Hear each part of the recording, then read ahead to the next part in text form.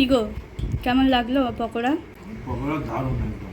সেই বলে না যে একটা জিনিস খেলে পাওয়া যায়, শান্তি পাওয়া যায়, আত্মা শান্তি পায়, সেরকম।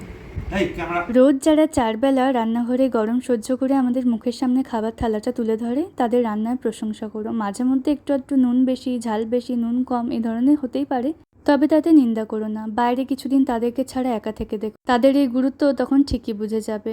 আমার বর যে প্রশংসাটা করলো, সেই রেসিপিটা আজকে তোমাদের সাথে শেয়ার করি। আগের দিন চিকেন পরোটার যে পুরটা ছিল অনেকটা বেঁচে ছিল। আমি একটু পেঁয়াজ, কাঁচা লঙ্কা ভালোভাবে নুন হলুদ দিয়ে চটকে বেসন দিয়ে মেখে দিলাম। জল লাগবে না, নুন দিলেই পেঁয়াজ থেকে জল ছাড়বে।